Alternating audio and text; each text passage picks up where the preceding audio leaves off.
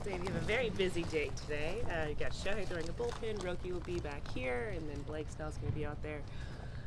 So you'll be in a lot of places at once. Yep. So starting with Roki, what are you kind of hoping to see with him as he is going to be facing just another team, facing hitters, and hopefully just kind of like continuing to settle in?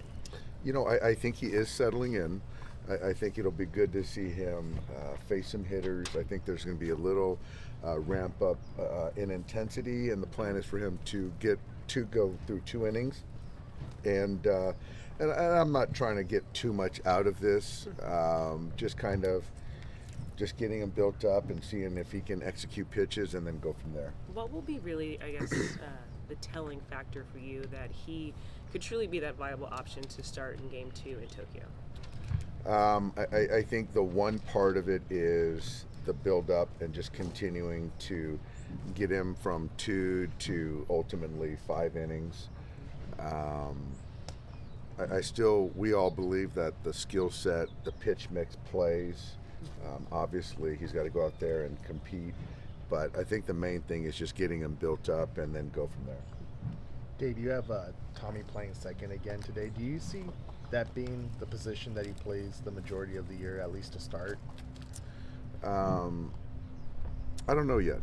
I think that we have a couple guys in James and Andy playing center field. We got Hyeseong out there a little bit in center field. Tommy obviously can play some center field, and so just kind of keeping him, active on the dirt at second base. We know he can play short, and to kind of see where Hyeseong goes and develops as the spring goes on. But yeah, he's still in the mix. But I do believe that getting him out there and I'm talking about Hyeseong Kim in center field, but also playing some second base, there's not a lot of downside to that. What have you seen with Hyeseong just in center field? I know that he primarily does more left field, but how have you seen him kind of handle that transition?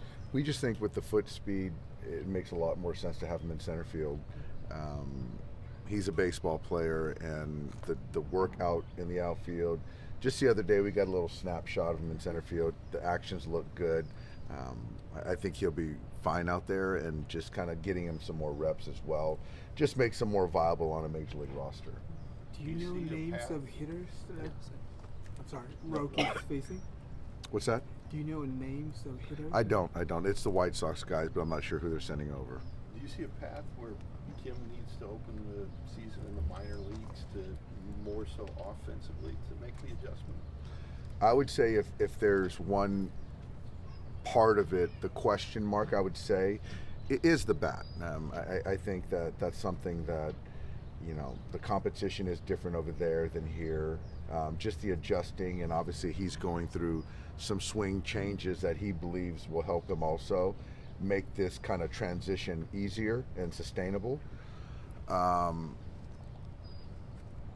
He bet on himself to come here and to compete, and so right now he's in a competition to earn a job with us. So I would say that that's still all in play, and we don't need to make a decision right now, obviously, but I would say that if there's one thing that would kind of, that we're still is in question, is the bat, and I think that's a fair, thought on our part. What's your early look at it? Early look at it, I think that there's significant adjustments with his mechanics that I think that will play with velocity, play with late movement, the cut fastball, the changeup versus right. So he's just got to have more game repetitions, but the buy-in has been outstanding, and certainly there's a lot of aptitude with Hyeseong. Really smart guy, open guy, really energetic. So there's a lot of things to like. You said, early in camp, Snell's a next level thinker. When you have conversations with him, what is it that he says or sees in the game that kind of sticks out or is different than maybe a normal talk this night? I think that he is very sure of himself, which is what comes with experience in his stuff, his pitch mix. He talks a lot about watching hitters and how they react to pitches.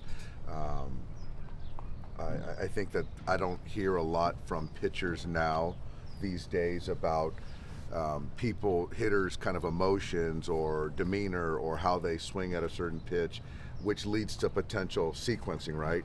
And so those are conversations that we have, and he is really trying to get the lay of the land of the Dodger culture and trying to figure out how he fits into the organization, how he can make people around him better. And so for me as a manager, that's really exciting for me. Yeah, how much have you noticed just like him kind of going out of his way, talking to different guys, offering advice or observations or whatnot? Like, have you kind of seen that on a daily basis from him? Daily basis. And he's got a lot more bandwidth than he's in the top tier of players, certainly star players that have the bandwidth to kind of focus on their own job, but also have the openness and the lens to try to make other people better. He's curious. He's really made a point to try to get to know me, the coaching staff, his teammates, which is really unique, surprised to say. For someone who's won 2 Stars, like, is there a little bit of like still trying to prove like, hey, he's somebody who can be at that level consistently every year? I think, like, the knock on him has been he can be really high some years and then have some years that aren't as productive. Like, do you get that sense from him? I do. But I think that all stars have that. It doesn't matter if you're Mookie or you're Clayton or you're Blake Snell. They all have that, am I still going to be great? Because they have a higher standard. And that's something that I didn't understand as a player. So they all have that, yeah.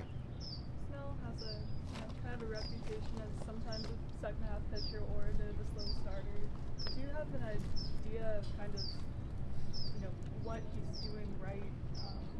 Like when he's feeling good, how to get that started earlier? Or it doesn't matter as long as he's at his best when he needs to be. I think last year, I think we'd all agree that was an outlier for him as far as no spring training.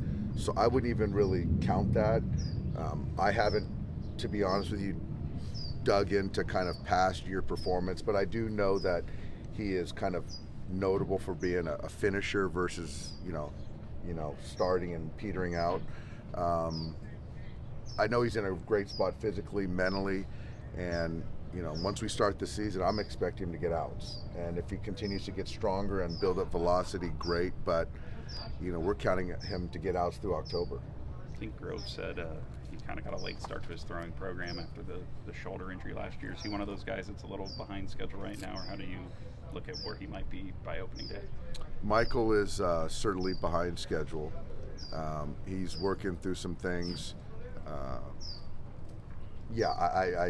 don't see any world where he's ready for opening day. He's got to build up, and not to say that, so he's behind. He's behind.